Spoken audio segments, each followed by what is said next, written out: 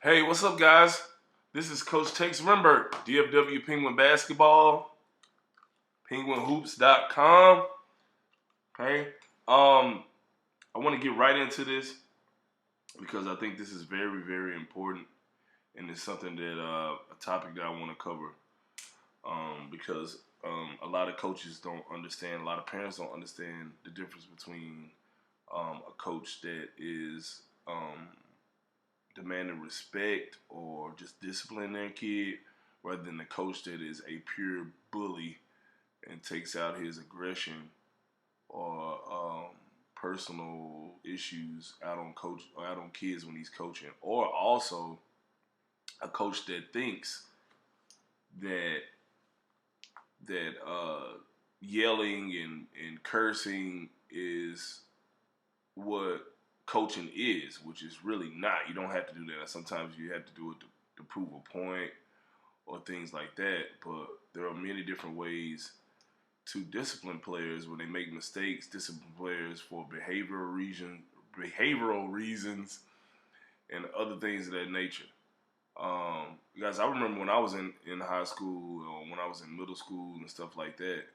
Our coaches, a lot of those guys, I mean, thinking back to it now, they really just did not know how to coach. And the only thing they knew how to do, especially growing up in the type of community and environment that I knew of, was to yell, curse at you, and degrade you, like play mind games with you and stuff like that. Or they would just make you do a bunch of running and physical activities, which is totally uncalled for a lot of times. Which in some cases it was, but a lot of times some of this stuff just wasn't called for. And I think a lot of times, I don't think that those coaches really meant anything by it a lot of times, but they just didn't know how to discipline certain kids. And growing up where I grew up, a lot of the kids, the behavior was a lot worse. So they had, in order to get discipline or get these kids to fall in line, they had to be a little bit more aggressive. But with a lot of kids, you don't have to do that, especially these days. Some of the stuff that went on when I was a kid and when I was in high school went on today, a lot of coaches would be in jail. Or they would get fired really fast. I remember my high school varsity coach, shout out Coach Snoop, you know, and this was common back then. This is nothing against Coach Snoop. I don't think he coaches anymore.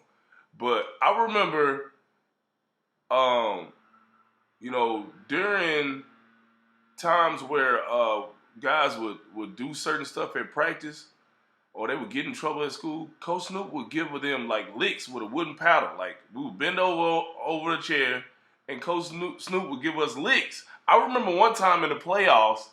This is during a playoff practice. In order to give pressure free throws, right? Guys, I'm not making this up. If you're watching this video to this point, I'm not making this up. I cannot make this stuff up. Okay, I vividly remember this because I thought it was the weirdest thing ever. And I had just transferred to the school. This is my senior year, and this is my last year playing. But I had never seen this before. I knew of kids getting licks at school, but not at practice. So so for pressure free throws, if you miss, you would shoot two, 1-and-1. If you missed, you missed the front end of 1-and-1, you would get two licks. If you made the first one and missed the second one, you would get one. If you made both of them, you would just rotate through the line. So I'm sitting there looking at this. I'm like, is this guy joking or is he serious? And the other kids were doing it because they were used to it. It was part of what they did. And I thought it was the weirdest thing ever. I made all my free throws. I don't remember. I think I got like one lick. But I don't know if he was taking out aggression or not, because some guys, like, we had a guy who was on the team that was a pro, and when he missed, he would barely tap him, right? And we were all laughing about, this is what's so crazy about it. Like, you guys might think I'm nuts for saying this, or I'm making this up. I cannot make this stuff up, okay? Certain guys that I could tell the coach didn't really like, he would whack them. I'm talking about whack them. They missed a free throw, he would tear them up. The pro that we had on our team, the guy that ended up being a pro, he would barely tap him. But anyway, that's an example of how a lot of coaches, they don't know how to discipline kids the right way, okay? What he could have easily done for the pressure free throws is had us have like running punishment or some of that nature, but not that, right? So I'm going to start off with this. Number one thing as a coach, and the way you need to go about discipline, you need to understand that from day one, when a kid initially meets you, okay, you have to be stern and come off as mean without even saying a word to him, okay? Now, what this does is it sets the tone with the kid and lets him know that, okay, well, the stuff that I might try with this other coach and got away with, maybe this coach is not going to take that, okay? Then also, once you develop a reputation of not taking crap from kids, guess what? Other kids are going to tell them. It's just kind of like with you parents. You might have a friend and you know that his kid is really bad, right? But he's a good basketball player. But he's bad behavior-wise. You're going to tell him, hey, you come over to this team with the Penguins or with Coach Tex, blah, blah, blah. But Tex is not going to take Bobby running around and acting goofy and stuff. It's not going to work.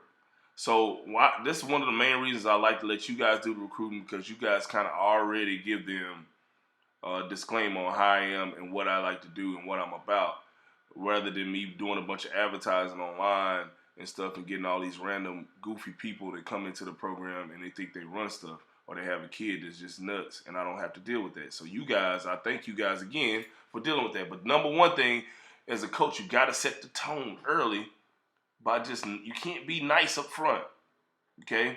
One thing that I have in favor of me, I'm 6'6", 240 pounds, and I'm a big guy. So a lot of kids, especially when they're younger, they're a little bit more intimidated by it than me, rather than me being 5'5", 150 pounds, if that makes sense. All right, now, so once a kid starts to, and we're mainly talking about like behavioral stuff, like a kid not paying attention at practice, or joking around at practice too much, or you correct them one time and they do it again. So the first thing you want to do, you want to start small, okay? And you want to correct them in a low tone, number one, right? All right. You want to correct them in a low tone. So when you correct them in a low tone, that's the start right there. All right? Now, if they continue to make that same mistake or joke around, the next time you get on them, you add a little bit more onto it. Now you yell at them a little bit, or you don't scream at them, but you yell at them. Okay, now depending on what type of gym you're in, how many people around, you may have to be loud. I know a lot of my parents sometimes are like, oh, coach is yelling. It's like, I gotta yell, guys, because it's it's not like we're in a gym by ourselves where I don't have to yell, right? Or we're in the gym, with just one court in it. Okay, it's 8 other courts, 15 other courts around us. So sometimes you got to get a little bit louder. Now, the third course of action that I take, and this is something that I do all the time, and this a lot of times I just get straight to this with guys that have been with me for a while. I do a small physical punishment, meaning I make them do like 20 push-ups for missing a layup, or 20 push-ups for playing around or not paying attention, or I make them run around the court for a while until the drill is done. Something small like that. All right? Then, if they continue to do something over and over and over after it's known between me and this kid and also other guys on the team that this kid is making the same mistake, same behavioral mistake over and over and over, I make it a big punishment. So it'll be something like making them do 100 push-ups and have another kid on the team count it, or like I'll make them do bear crawls or something around the court, just something, or maybe even something that'll make the kids laugh at them. Like sometimes I'll make the other kids laugh at them and make them run. Like I'll make them run with a Penguin jersey on, or just like something like this. Like, come on, man! Like I've done all these other courses of action. Okay, I'm not gonna yell at you and scream at you. I'm not gonna curse you out. I'm just gonna make you do a big physical punishment or do something goofy that's going to stick a little bit more. And kids are real big on their teammates and stuff, viewing them as cool and stuff. So giving them a goofy nickname for the day or something like that or giving them a big physical punishment, making them do a whole bunch of running in between breaks. When everyone else is taking a water break, I have them run, stuff like that. The next course of action I like to take is when this kid makes another mistake like this, or it's like some kids have bad days where they're just not paying attention, not involved. They just didn't want to come to practice, just like an adult just doesn't want to come to work that day. And a lot of times it'll get to the point where this kid will just really become testy, and we'll go through all those four courses of action to where it's low tone, louder. I have to get louder with him. I give him a small physical punishment. I give him a big one, and it still doesn't work. And then I put the team involved in it. So if Bobby is doing all these things today, he's just really giving me a hard time. I'll say, okay, well, I've told you to pay attention 5 times, Bobby. Everybody get on the line. We're all going to run because of Bobby. Sometimes I won't even let Bobby run. I'll make the team run and watch Bobby and have Bobby on the sideline watching, which will make him, one, feel bad depending on the kid and the kid's personality. And 2, the other kids will be upset, and I'll make everybody else run because of Bobby and have Bobby stand on the side and watch. Or I have Bobby count everyone's push-ups. Okay? Stuff like that. And guys, all of these methods that I'm using is a lot better than cursing the kid out, degrading them in a real bad way, talking to them just bad like you would an adult that you're upset with. Okay? All of these are just a whole lot better, and better than, actually physically grabbing the kid and stuff like that, which some of these coaches do, man. They grab the kid up, snatch the kid up, hit him. I know back in the day when I was younger, that was common for a coach to grab you up and snatch you up, or slap you in the back of the head, or hit you in the arm. It may sound crazy now, but back in the day, man, where I grew up, that was common. Okay? And we thought it was normal. Okay? Now, this is another course of action. This is another way. Now, some of you guys that have teams, and you have kids like this on your team, so this may help you out. All right? All these points may help you out. Another way I like to do is I take the kid, when the kid is acting really bad, I'll take him out of the fun stuff. So let's say we're doing like a fun fast break drill where everybody's involved and all the kids like. Okay, if this kid's been giving me a hard time for the first 30 minutes of practice, I just sit him out. Okay? If we're doing scrimmaging, hey, you're not scrimmaging today. You talking back to me, you giving me a hard time, no scrimmage time for you, buddy. All right? Now, when a kid starts to understand discipline and punishment and stuff, this is when you start taking these courses of action, okay? Another one is just start to take away their playing time in games, okay? You had a bad practice this week, you didn't listen, you didn't learn these certain plays, you continue to make these same mistakes after I corrected you. Okay, well, guess what? We ran over these side out-of-bounds plays, and we're running it a lot this game. Whenever we need to run it, I'm taking you out. Or I'm just going to discipline you, period, by not starting you like I normally do. Right? Or you normally come in and play at the 14-minute mark. I'm going to bring you in at the 8-minute mark. Right? Stuff like that.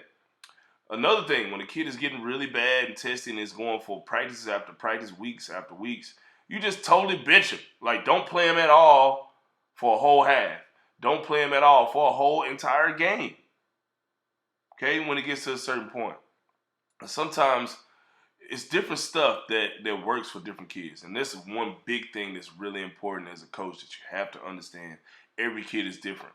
Okay, some kids you have to yell at. Some kids you can pull them to the side and talk to them. Some kids you have to make fun of and demonstrate stuff. Some kids you have to bench them. Some kids you just take away their playing time. Some kids you have to go talk to their parents in front of them and they'll stop. It's all different. You just have to find a different thing for different kids and understand that all kids are different. The last course of action, when the kid's behavior is just so bad or they're just not getting it, and it's just getting worse and worse and worse week after week after week, just totally cut the kid from the team. Just cut it. Cut her. Let them go. And let their parents know exactly why. And this is another thing that's really big. I mean, I put out a video a couple of months ago, weeks ago, about parents coming to practice. It's so important for you guys to come to practice to see how your kid is behaving. See what the coach is doing at practice. See how other kids are reacting to the coach's instruction. See how your kid is reacting to the coach's instruction. What are they working on? Okay? What are they preparing for? So now when you see that, like today, like yesterday, all week with all of my teams, I've been working on, it's really been bothering me that we turn the ball over so much on outlet passes, so much on fast breaks. We turn the ball over on out of bounds plays. Not out of bounds plays. Yeah, even out of bounds plays. We turn the ball over after a made basket from the other team, just throw the ball to the other team without paying attention. So it's been bothering me, right? So yesterday with my youngest group, all I did was work on outlet passes the whole time. So the parents that were there, they know what's going on. They know how I discipline their kid for making those mistakes on outlet passes. They know what I'm looking for. They know what I'm not looking for. So now when we go into the game this weekend and their kid makes a mistake on outlet passes, they understand why I would get upset or pull their child from the game because we worked on it for 2 hours in practice, the whole 2 hours. So if their parent is there watching it and they see what's going on, they know, oh, okay, coach is upset because he told Bobby not to turn and just throw the ball, and we worked on it at practice. Now when I pull their child from the game, they know exactly why, and that parent is totally behind me on doing that and why I'm disciplining them, right? So all this stuff comes into play. So all those different types of ways, from verbally disciplining them in a low tone, getting louder, then small physical punishment, a big physical punishment for the player, then you punish the team because of this kid, taking the kid out of the fun stuff at practice, to taking away playing time, to totally benching the kid for a half or for a game, or even cutting the kid from the team if it comes to that point. All right? So I hope you guys get a better understanding of the difference between a coach that's a bully, a coach that's taking out his frustration, or a coach that is just trying to get the best out of kids by disciplining them